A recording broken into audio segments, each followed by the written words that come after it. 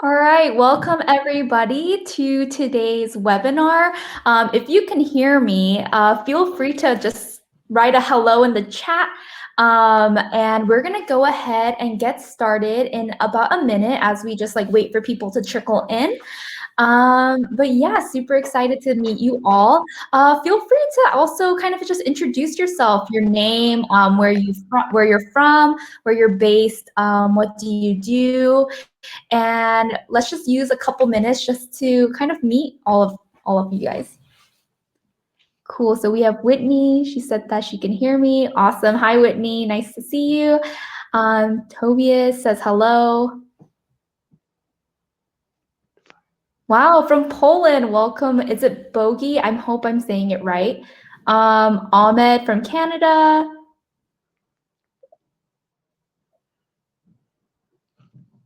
Tobias from Colorado. Awesome.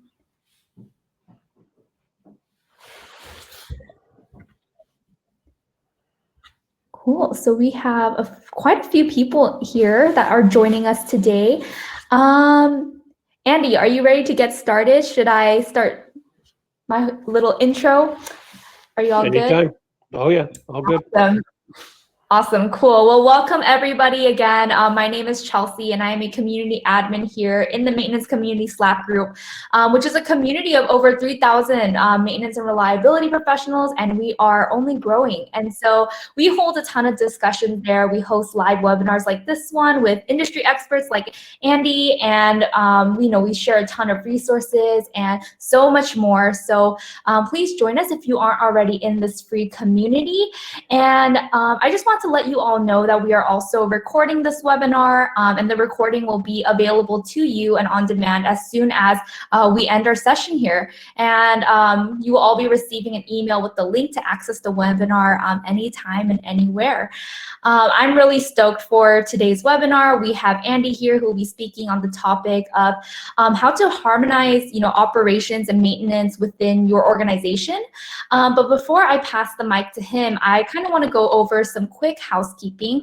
At the end of the presentation, if we have some time, Andy will answer some questions that you might have. So at the right side of your screen, there's a chat box that you guys are all familiar with right now. And in the chat, you can submit any questions that you might have throughout the webinar. And Andy will try to go over as many questions as he can at the very end. I'll also be keeping track of those questions, so do not worry about that. And I think that's pretty much it. So with that, I'm going to hand it over to Andy to kick us off. Oh, thank you, Chelsea. I really do appreciate that. Welcome, everybody. Good afternoon, good morning, good evening, and wherever you're tuning in from. I'm excited to be here. I'm looking forward to this session, but I need to preface this a little bit.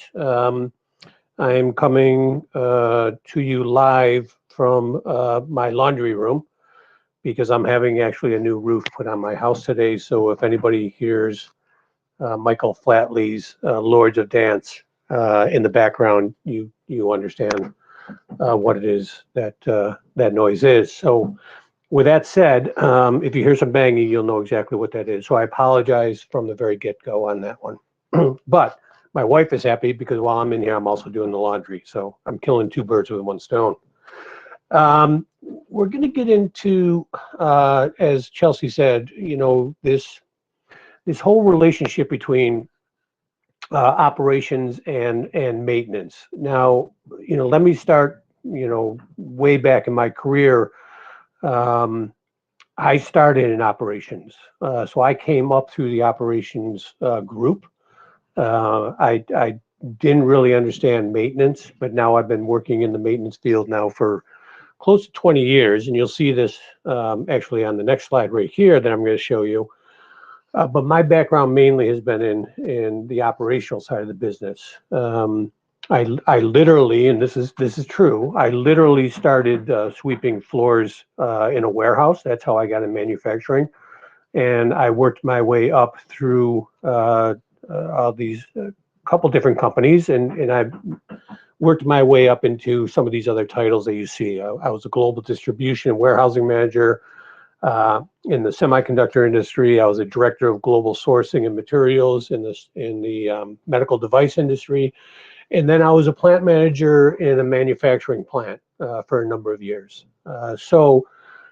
I've said this numerous times. I wish I knew then what I know now, because my main focus as the plant manager was produce, produce, produce. And, when the equipment went down, it's just like, all right, maintenance, you do whatever you got to do. Okay, just get that back up and running. And I'm going to show you a couple of examples that I think or hope that it'll resonate with you. I'm going to show you a case study that I actually witnessed, and then we're going to go into this: is how do we get along with our brothers and sisters in operations, and how do we get along with our brothers and sisters in maintenance? Okay, so this slide is just a little bit about my background. I have a bunch of C's behind my name there, as you can see. I've worked with some of the world's largest companies, all types of different industries. One of the reasons I put a list of all those different companies in there is because I want to say that of all those companies, there is no difference. Their end product is different, of course. Some are aluminum and steel, some are automotive, some are oil and gas, some are food and beverage, and so forth. But at the end of the day, they all have assets, and all of those assets need to be maintained. So that's where we're going. So that relationship between operations and maintenance is crucial for us to be successful. So here's what I want to talk about today. An example of what perhaps could be current state. There are different production processes that are in play in their designs. There is a lot of similarities between operations and maintenance, which I'll go into. And then how do we harmonize or meld those production schedules with our maintenance schedules? And then again, we'll just wrap up the session, and then that'll open up to any questions you may have. So here is exactly a case in point. And this, by the way, this is exactly what I experienced in my career when I was in the private industry. Every month ends on a Friday. I think some of you can relate to that because,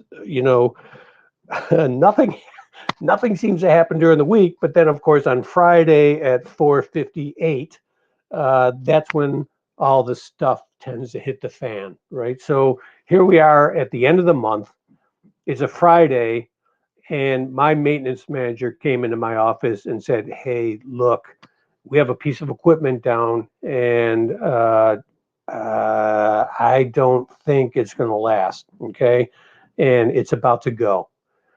And then I look and I talk to my operations manager, and I ask them a question of, where are we on the schedule?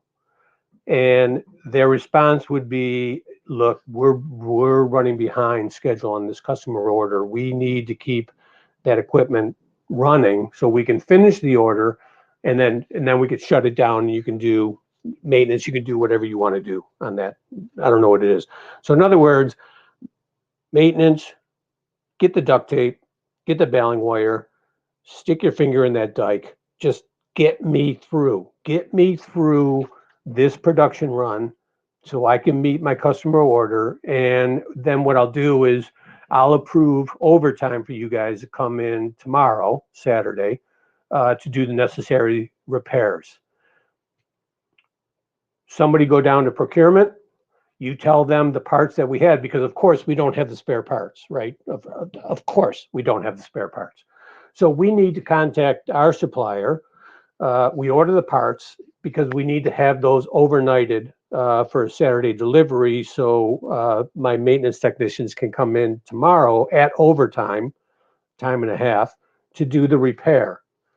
So Saturday comes, I bring in 2 mechanical technicians, I bring in an electrical technician, and they come in on Saturday. Now, when I was a plant manager, I was one of 5 divisions, and our corporate policy was, if you were called in, we need to pay you for a minimum of 4 hours. So I have 3 people at time and a half that I need to pay for 4 hours. So they came in on Saturday. FedEx didn't show up.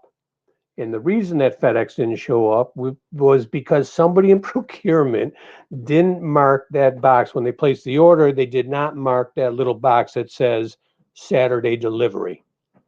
So therefore, I brought these 3 individuals into the plant, which I have to pay for 4 hours at time and a half, and no parts showed up because procurement didn't check that little box.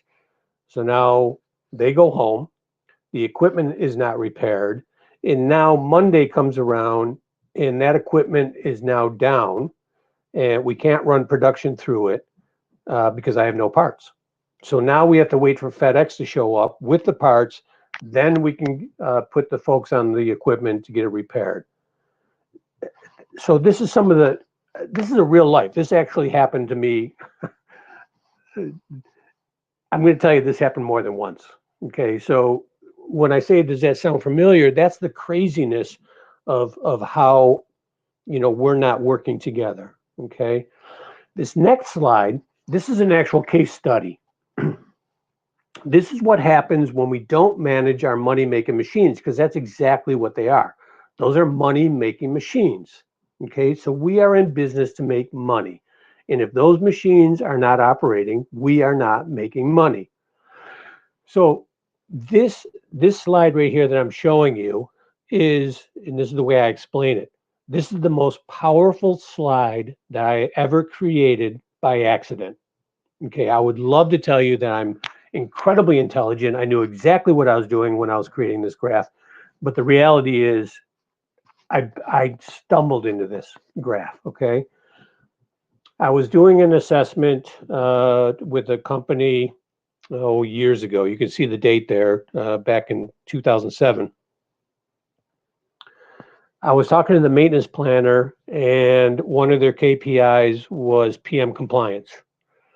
And I asked for the data, and he gave me the data, and I graphed it. And as soon as I saw it, and that's the dark blue line, by the way. And then as soon as I saw that graph, I said, okay, let's go down to production control. Okay, let's go down the hall and talk to the production control scheduler. And I asked that person, I said, are you tracking unscheduled downtime? And they said, oh, yeah, of course, that's one of the things that they need to monitor. And I asked for that data. That's the pink line that you see here. And you could see what happened. Now, there were 3 significant events. As you can see, I put lines in there. There were 3 significant events over these 6 years. The first event, the first section, I guess, that you see there, they were obviously pretty clued in on managing their equipment. They knew the value of performing PMs, the value of conducting predictive, and you could see the results of that. Their unscheduled downtime was very low. And then there was a significant event that happened around May of 2003. And that significant event was a change in leadership. That new plant manager that came in, their main focus was to run those horses as long as you possibly can. You produce as much product as you can. So what's the easiest job to take out of a production schedule? That is a PM. Easiest job to take out of a production schedule. Look, and I can't tell you how many times I heard this. I cannot tell you how many times I heard this. Don't let maintenance there because the machine is running just fine. I don't want maintenance touching it. So what they do is they continue to operate that equipment, operate it, and then eventually the equipment tells us when it's going down. So you could see over the course of 3 years, that equipment and that unscheduled downtime, there was a there was a change in that vortex, I guess, if you will. The PM compliance went down, their unscheduled time significantly went up. And sometime around the end of 2006, they made another plant management change. Now, I can tell you that that plant manager in the middle section there, who produced, and you could probably guess this, that person was promoted to a corporate position because that plant had never produced so much product ever before. So therefore, that must translate into you being absolutely brilliant. So we need to promote you to a corporate position to run all of our divisions. And the last section there, after that person was promoted, they brought in a very young individual, young engineer, and that's when I showed up at this plant, is when this, well, I want to say young, he was in his 30s as a plant manager. He couldn't produce the same numbers that his predecessor was. And you understand this, right? You understand clearly this graph shows why this person was not producing the same numbers as his predecessor is because he inherited a bunch of dogs. I mean, that equipment was on its last gasp. And I can also tell you that working at the corporate level, that individual, his termination papers were on the president's desk because obviously they made a mistake by making him a plant manager because he was not coming anywhere near his predecessor's production numbers. And it wasn't until I showed him this graph right here that all of a sudden that proverbial light bulb went on and said, aha, we're not managing our assets. So again, the most powerful slide that I accidentally created. So that sets up the rest of this presentation here is how do we get the two groups working together? So we had one plant manager that clearly understood the value of maintaining the assets and making time in the schedule to conduct the proper maintenance strategies. Another individual that said, no, we're not going to do that. We're just going to produce. And then somebody who inherited some machines that or equipment that just wasn't in good shape. So there's three types of production process designs. Okay, there's continuous, there's batch, and there's lot for lot. Now, I'm not really going to talk about continuous because the example there would be an oil refinery where it is a continuous process and uninterrupted. That maintenance strategy is slightly different. We can schedule those. We know when we can do some shutdowns. We know when we can do some maintenance. It's really the batch and the lot for lot that I want to talk about because a lot of that is my background. So the batch, that's a method there where we could produce different size production runs. So, we can set up, run a production run, do a changeover, and then we'll change and we'll produce another product or a different style. So automotive, for instance, is a good example of that.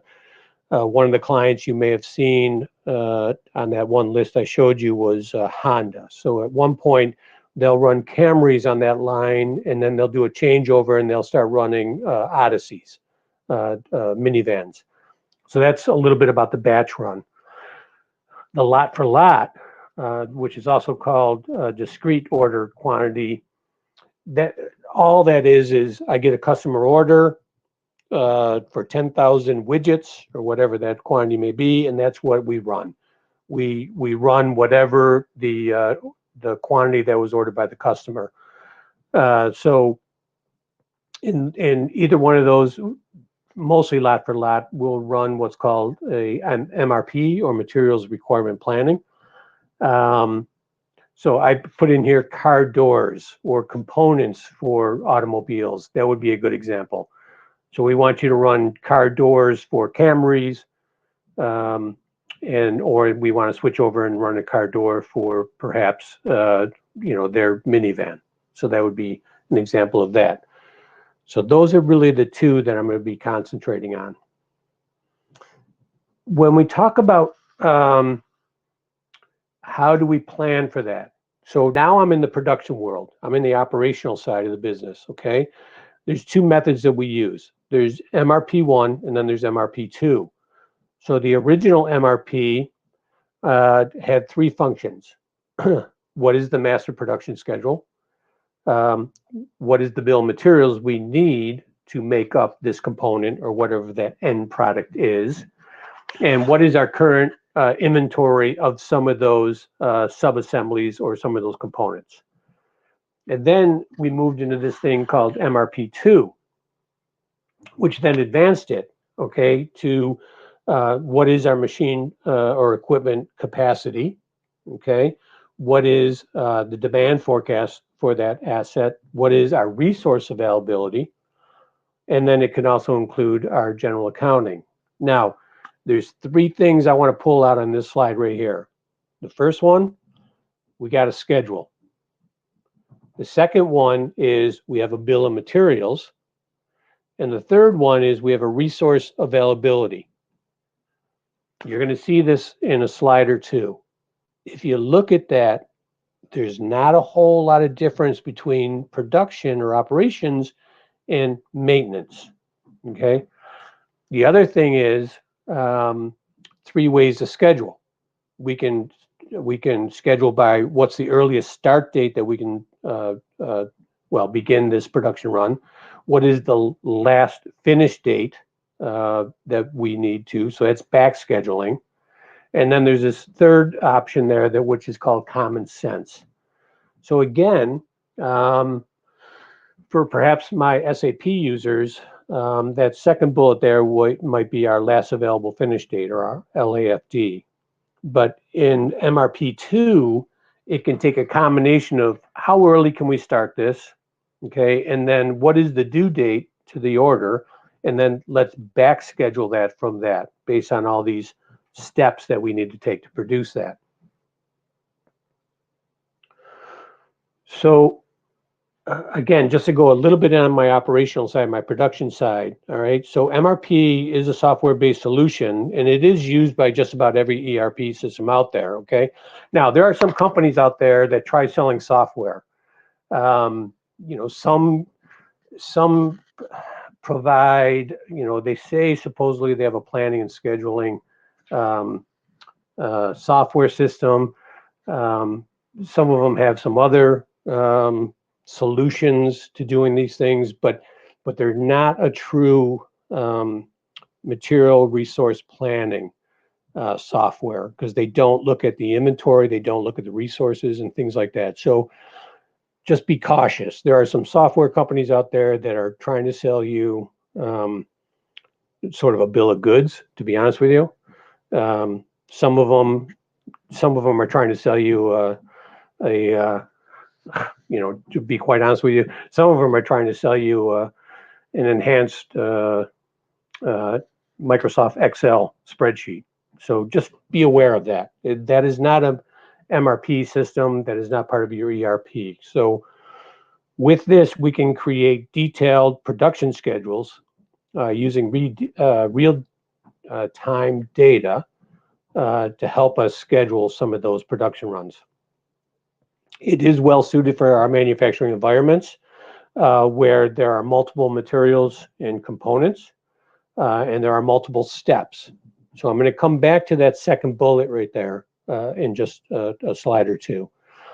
The last thing, and some of you are familiar with this, is a lot of these organizations have implemented these lean concepts or lean manufacturing. And one of those concepts is this thing called single minute exchange of dies, which is SMED, in other words. And the whole principle or the concept behind that is there are some things that we can do while the equipment is running, and then there are some things that we can do while the equipment is idle. So that's a hint right there as far as what kind of maintenance can I do? What can we do? What type of PMs could we possibly do while the equipment is operating? maybe inspections or other things, maybe some PDM that we could potentially use, right? And then while we have the equipment down, what PMs or what type of maintenance activities could we do while we have that equipment? I can tell you right now from my experience that nothing gets operations angrier than the equipment goes down, maintenance comes in and does that repair, and then a day or two from now, you need to come back to operations and say, hey, we need that piece of equipment because we need to do our weekly, monthly, quarterly PM on that equipment, right? Again, we've immediately lost credibility with our brothers and sisters in operations when we do that. Part of the responsibilities of maybe our maintenance planners and schedulers are, hey, while we got this equipment, what do we have in the pipeline that we can knock off right now? So we don't have to take that equipment down in another day or two. I hope that makes sense. Okay. On this right here, when I'm talking about understanding the similarities, I mentioned this just a second ago, there is, and I've been talking about this now for years, there is no difference between operations and maintenance. We just have different responsibilities.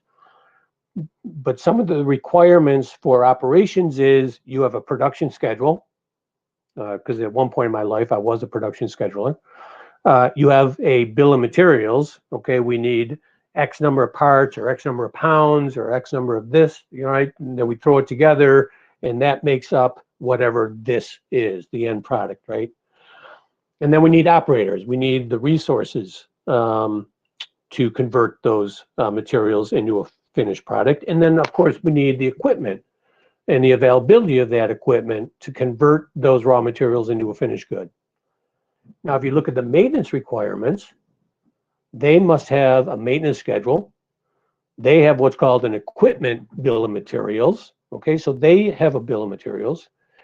They need the appropriate skill set, okay, mechanical, electrical, or whatever the case may be, but they need the appropriate resources. And then they need the equipment availability to do it right the first time. So that's one of the things that we talk about is look, I think we can all admit that production rules the roost, okay? I think that's a reality for most of us. And if those machines aren't producing or operating to design, then we're not making money. So what we tend to do in the maintenance world is we tend to get into that equipment, put in that duct tape and that baling wire to just get us through that production run, just like that first slide in that story I told you to start with. So we need to schedule that equipment appropriately so we can execute the job in the most efficient way that's the least disruptive to operations in the most safest manner that we can do it. Now, on the operational side, when I talk about ordering, now, even operations has this thing called forecasting orders. So they're looking out in the future as well. So when I was in private industry, every month, I believe, if I'm remembering correctly, every month I got a packet from my clients or my customers, I guess customers, and it was a forecast, okay? And it was segregated into 3 sections. Within the next, I think it was the next 2 or 3 weeks, this is what were confirmed. These are the confirmed orders that we have POs for. These are the quantities that we need. Then beyond that, from say week 4 to maybe week 8, and again, I'm trying to go off of memory, those were committed. The quantities weren't confirmed, okay, but we're committing to placing this order, okay, of this product. And then beyond that, that was simply forecasted, okay? Very similar to the maintenance requirements, very similar. So maintenance has to forecast as well. So tomorrow is Thursday. We're going to get together, and we'll see this in a minute. We're going to get together with operations, and we're going to lock in next week's schedule. So again, with operations, we have a confirmed schedule. With the maintenance now, we have a confirmed frozen weekly schedule for next week. Then my maintenance planners, I want them to start looking at a 90-day look ahead to see what's coming down the pipeline so we can start developing those job plans. What are the PMs that we need to look at? What are some of the major interruptions that we might be having because there's some overhauls or whatever the case may be on some equipment? And then we look at the big picture is, okay, what's the 52-week rough cut scheduling? Okay, these are all the PMs, the outages, whatever we have in the pipeline, we need to take a look at, okay, what's the big picture here?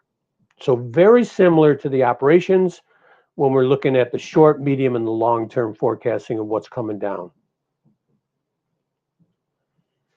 On my production planning and scheduling, okay, so that's the planning and the allocation of the raw materials, the resources, the workstation or the equipment that they need to maintain and to make sure that we can meet our customer obligations.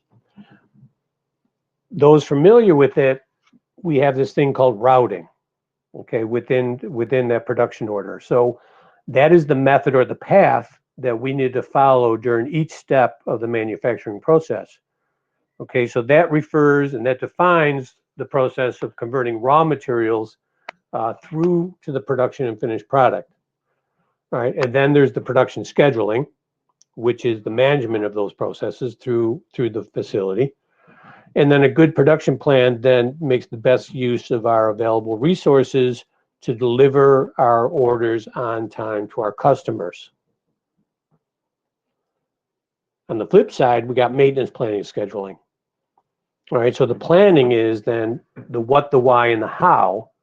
So that means specifying what work needs to be done, what are the materials, right, or the spare parts that we need, what are the specialty tools, which equipment are we working on, and how should the work be completed in sequential steps.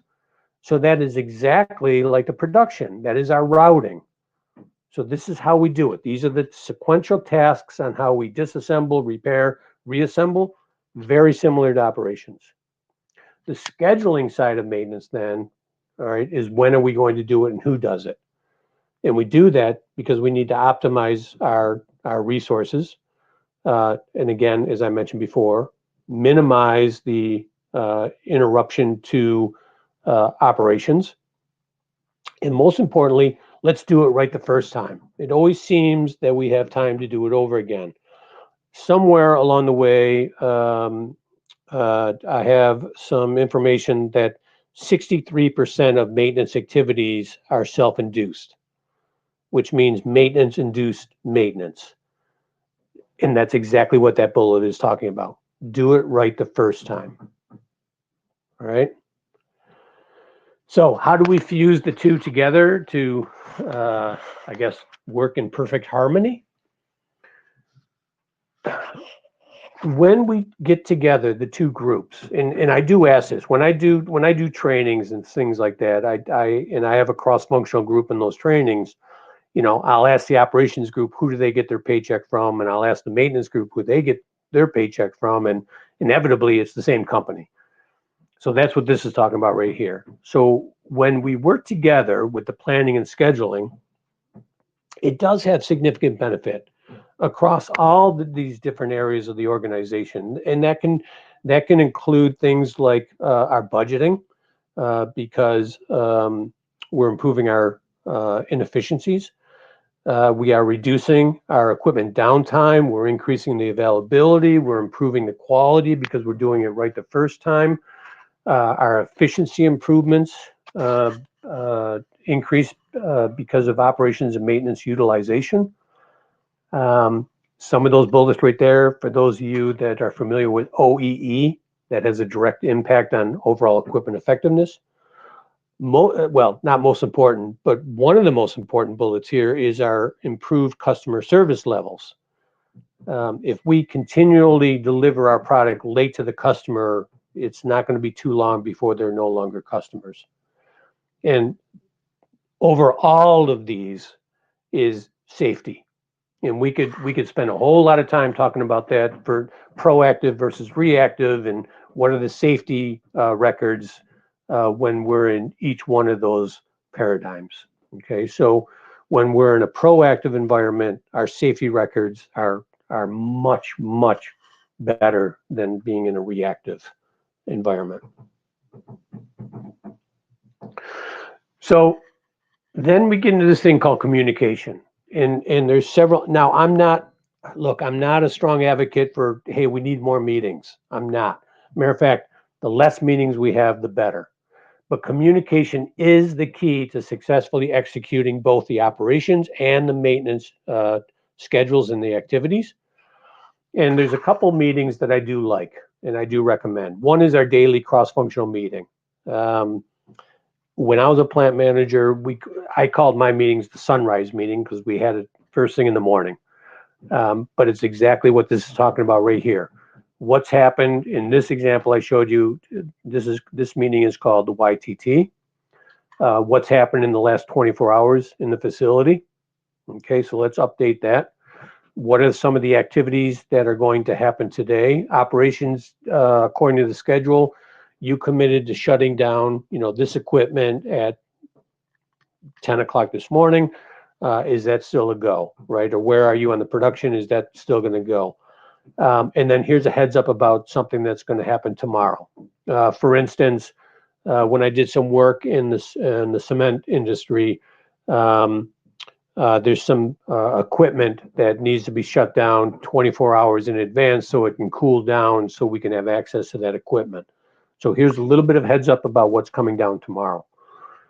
I can plan if I know that there's something that's going to happen that's going to interrupt my schedule. I can plan for that. What I can't is these surprises.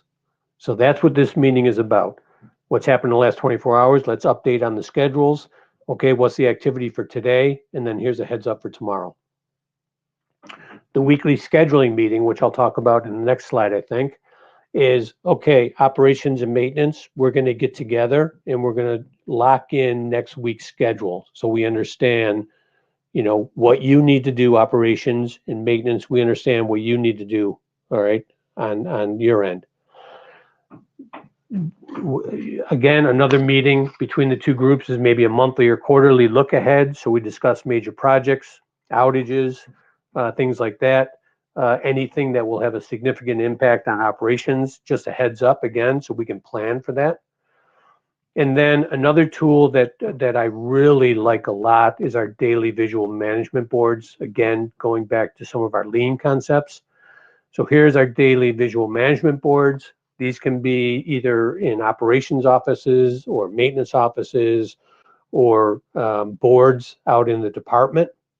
But it just is another way to communicate on where are we on the schedules. Here's our weekly scheduling meeting. Just to go back to that, it is typically held on Thursday or Friday. I'm not too hung up on when this is happening, but typically we would look at a Thursday afternoon or a Friday morning for next week. Operations, they bring the production schedule to that meeting for next week, possibly for the next 2 weeks. And then they also bring their wish list, all right? These are the things that we would like to have done. Maintenance, they bring their PMs or their ready backlog work and their wish list of things that they want to get done. Both groups work to develop that most efficient and, what's important, the doable schedule. Okay, that's important. Combining the production schedule with the PMs or any of the corrective maintenance activities, and we also need to balance that out with our availability of our resources. Once that's agreed, that becomes a contract between the two groups. Best practice is operations and maintenance managers, they then sign off on that schedule. Now, another thing that is considered best practice is who owns that maintenance schedule. And the answer to that is operations owns that maintenance schedule because it is a contract. You agreed that you would give up this equipment next week on this time. Okay, so you're responsible to give up that equipment at that time. The responsibility to execute that schedule then falls on the maintenance. So it very much is a agreement between the two groups, okay? But operations is responsible for that maintenance schedule, the execution of that maintenance schedule, maybe. This is just a visual right here of how the scheduling meeting would work. We come to the maintenance, you come to the table with your list of PMs and PDM that needs to be, your PMs that need to be executed and some of your PDM routes that need to be executed. You have a list of ready backlog or work that is ready. We have the materials here, we have the tools here, and et cetera, so it's ready to be executed. Operations, they bring their production schedule and their wish list to this meeting, and we negotiate. And that's the final schedule is agreed. So we negotiate, these are the things that will be done next week. A best practice here then would be a combination here of maybe 60% of PMs and PDM type work. 30% would be our backlog relief, or 30%. And then we have to account for breakdown work, okay, which would be about 5 or 10%. All right, we still need to plan for breakdown work. That weekly schedule then gets broken down into a daily schedule. That daily schedule then gets reviewed at the YTT meeting, okay? What did we do according to the schedule? Did we achieve everything that we had planned to achieve yesterday? If not, what's the plan for today? What's the catch-up plan? All right, what adjustments do we need to make? And then again, here's a little bit of heads up about what's going to happen tomorrow. All right, so now what happens? So now I got these schedules, all right? We've all locked in, we've all agreed. Okay, this is going to be next week's schedule. On the production side, and this is where my MRP and this is where my scheduling software comes in, the production planner then can lock out that appropriate equipment. Back in the day, we used to call it put on vacation. So we can, the production planner can then shut that equipment down on such and such a day or such and such an hour on a particular day. And when we run MRP over the night, MRP is smart enough to recognize that that equipment is not available, so we cannot schedule production through that work center. So it locks it out. Therefore, maintenance then, they can go back and they can build their schedules and they can they know which equipment will be locked out on what day. And therefore they can schedule that work for that day or that time, depending on how precision we are with that scheduling, okay? And then again, a best practice then would be, once we agree to that on a Friday or Thursday afternoon or a Friday morning, we then throw next week's jobs that are requiring spare parts. We would then send that list of those work orders requiring parts over to our storeroom, and then they can begin kitting those materials for next week's work. And again, that's a whole different topic right there, is the whole kitting and staging process.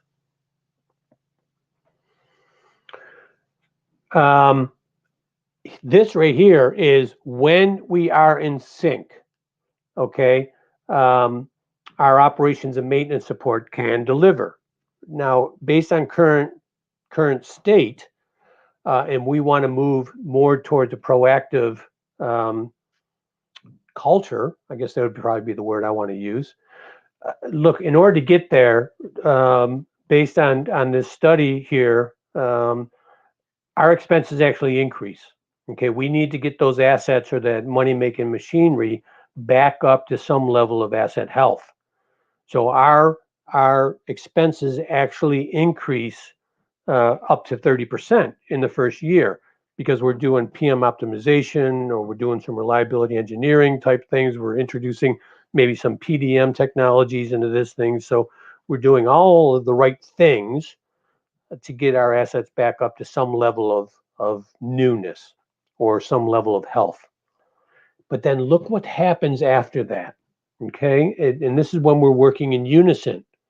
Expenses then decline 68% on average below the original levels of 24 to 30, within 24 to 30 months. Now, there is some data out there that says that a third of the maintenance expense is wasted.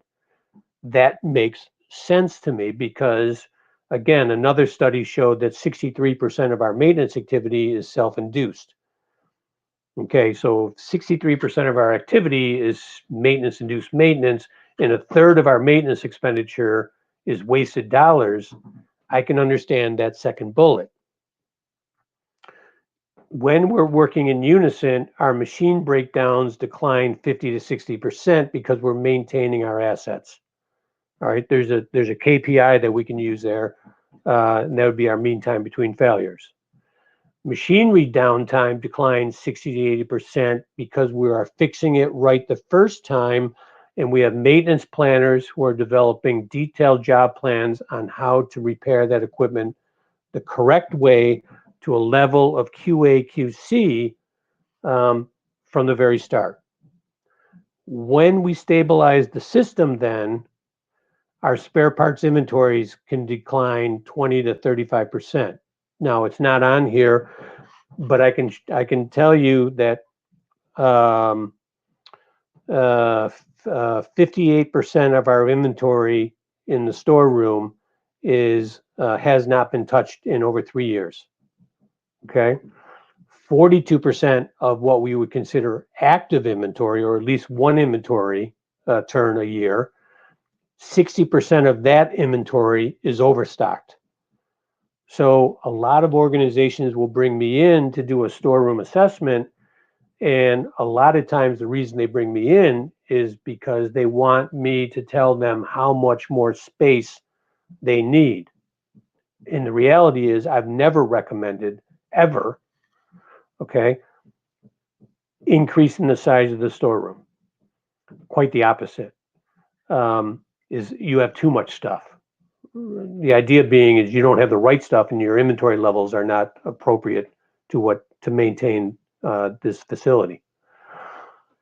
That last bullet there is, again, if we do all the right things, our productivity increases 20 to 30%. Another way you can refer to that, again, for those measuring OEE, that would be that right there. Okay. So finally, then, to summarize this session right here is, look, the only way that we're going to achieve world-class or best practices or whatever term you want to use is we have to be harmonized and in sync with the operations and the maintenance activities. There is no separating the two. They have to work together.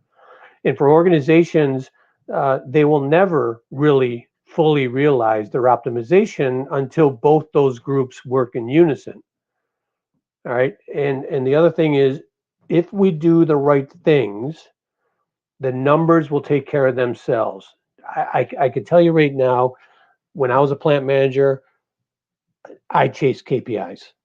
I did. But my KPIs were so short-term focused. What were the numbers today? What were the numbers this week? What were the numbers for the month? All right. I did not, at the time, I didn't have the vision to look at the big picture. I was so focused on short-term numbers that I didn't understand really, I don't want to say the harm that I was causing, but I just didn't recognize. I didn't know what I didn't know. Right. But now I do. We need to take a look. Leadership needs to take a look at the big picture. And finally, look, it all comes down to one thing. Communication is key to the success.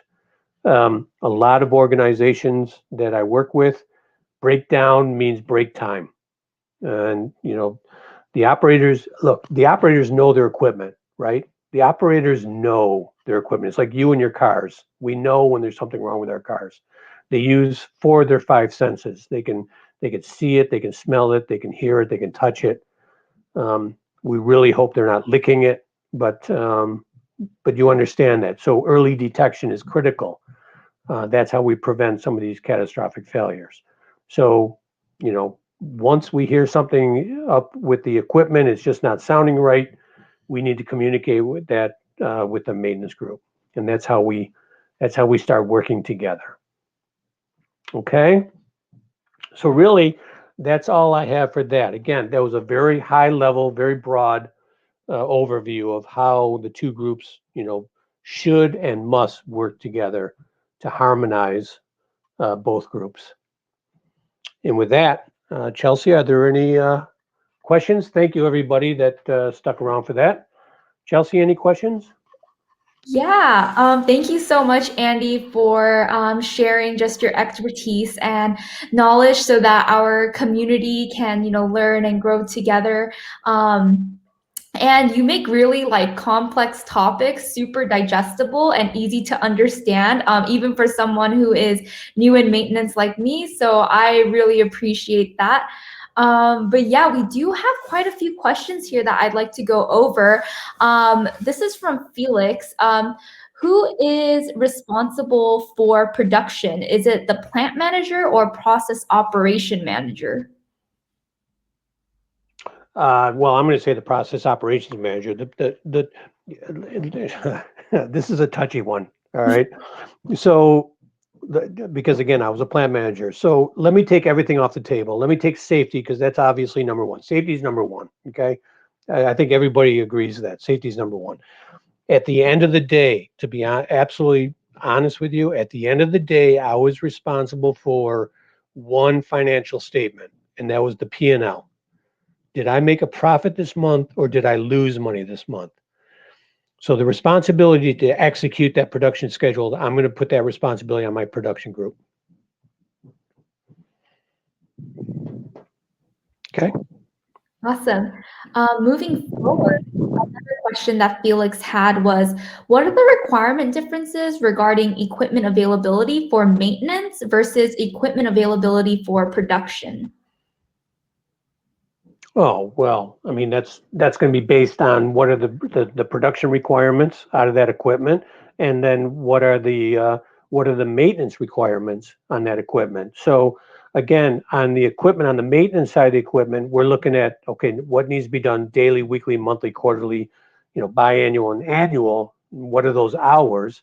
We can roll those up into what's called an equipment maintenance plan or an EMP, and we know exactly what activities and the hours, or estimated hours, maybe I should say that, to maintain this asset.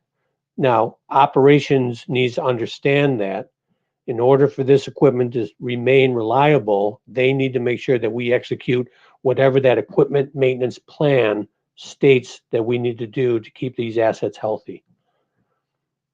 Does that make, I hope that makes sense. So we have a production plan to meet our customers' requirements, but we also have to understand that we do need to shut that equipment down to maintain it so we can execute those customer orders, to the delivery date. Awesome. Moving right along, another question here is, how long should maintenance production meetings be? Oh, you know what? That's a great question. So let me go back to my YTT meetings. My YTT meetings should only be about a 15-minute meeting. All right. Again, I'm not an advocate for meetings. I mean, again, I'm sure a lot of you on this phone call, look, we attend a lot of meetings. I can't get anything done because I attend so many meetings, and we attend these meetings and we'll sit there for an hour or two and we'll be like, what was I there for? Right. Particularly supervisors. When I teach my supervisor and leadership course, one of the questions I ask is, what percentage of your day do you directly, actively supervise your staff? And the number one answer, if we were playing Family Feud, the number one answer would be 5%. And there's so many things wrong with that. I mean, just look up the definition of supervise or supervisor, okay? Those meetings should be very succinct. There should be an agenda. We call it a term of reference. This is what we need to cover. Boom, boom, boom. So those production and those scheduling meetings, those I wouldn't suspect between my production planner and my maintenance planner. I would not suspect that those meetings would last more than an hour or two. Awesome, great answer. And I believe we are hitting our last question here. How do you change culture to see the big picture and not just the short-term KPI? Yeah, that's another great question, right? Look, there's two ways that I can answer that question, and it depends on what level that we're at. And what I mean by that and I certainly don't mean any disrespect on this response, but when I'm talking to senior leadership, the language I use when I talk to senior leadership is money, because that's why we're in business. We're in business to make money. So that communication to that level of the organization, we talk about utilization improvement, we talk about OEE improvement, we talk about those type of things. When I work on the shop floor, because again, I started on the shop floor. I came up through the ranks of the shop floor. I was a press operator. I swept floors. I was a brake press operator. I did all sorts of things on the shop floor, okay? What we need to communicate to that one is there's nothing that's more frustrating. Look, everybody, I'm sorry, let me back up. I have never met anybody that comes in to their job every morning and says, boy, I hope my equipment runs like crap today. I've never seen that. A good day for an operator is I come in, I turn the equipment down, I do my time, I produce my whatever it is that I do, and I go home at night and I self-medicate with my wife and family. All right. So there's two different languages. They want their equipment. It's like your cars. It's exactly like your cars. You get up, you jump in your car. Your expectation is when you turn that key, your car starts and it gets you from point A to point B. That's what operators want. All right. So that's the different things that we talk about. And that's the different language we talk about. That's a culture change. How do we communicate to the shop floor on how we're actually here to make your life better? And when we're talking at the senior leadership is, look, how can we make you more profitable? Awesome, great answer and great insights. We have a couple questions that actually came in as we're nearing the end of our time, but this is from Ahmed. In order to avoid the conflict between production and maintenance, what about doing routine maintenance during the weekend when the equipments are relatively free? Oh yeah, well, absolutely. I've worked with customers all around the world, so we can adjust our schedules accordingly. So we could certainly schedule our maintenance group to come in on the weekends, and then we give them. Well, it depends on where you are, right? If you're in the Middle East, you can have Sunday or Monday time to do that, and then you take, I'm sorry, Friday or Saturday, and then you take Sunday and Monday off. So we can flex our labor and our hours to achieve both harmony with production and to allow time with our maintenance group to get what they need to get done. Awesome. And our last question here, as we come to a close, is what can be done if we have to do the PM of an equipment and the operations department, but the operations department doesn't give it on time? Right. That's exactly what I was talking about. What's the easiest job to take out of the production schedule? And that's a PM. So there's a cost associated with that. That's where that communication, that's where that YTT meeting comes in, is okay, look, today is Wednesday. We had a PM scheduled on that equipment today. It didn't get done. What's the makeup plan? Operations. This is an important point. Operations. What is your plan, your makeup plan to allow us to get in there and execute that? Because again, that's their responsibility. And very quickly, and I know we're running to the end of our time, but here's a prime example. I was working in a facility and they had all the PM scheduled for the week and they had all these kits, all right, staged, all these materials to execute the PM. And every morning the plant manager walked through the maintenance shop and he looked at this area that all these kits were signed up for the PMs. And there was one PM kit that one PM that was not executed the prior day. Now, this plant manager walked around early in the morning and he saw this. And in his morning meeting with his leadership team, he looked at his maintenance manager and he said, I noticed that PM wasn't done. And then he looked at his operations manager and he said, what's your makeup plan to execute that PM? That's a culture. That was a beautiful thing that happened right there because he was holding operations responsible to execute that work. Awesome. Thank you so much, Andy. You are truly a wealth of knowledge. We really appreciate your time, just sharing just your knowledge with us. And with that, I believe we are at the end of all of our questions, but I did want to let you all know that Andy is in the maintenance community. And so if you have any other questions from this webinar, feel free to reach out to him there. And yeah, again, I will be sending you the recording of this webinar right after this session is over. So be on the lookout for that. And yeah, thank you again for joining us. And we hope you have a great rest of your day. And thank you so much again, Andy, for this awesome webinar. Chelsea, thank you very much. And thank you everyone for joining. Awesome. See ya. Have a great day, guys. Cheers.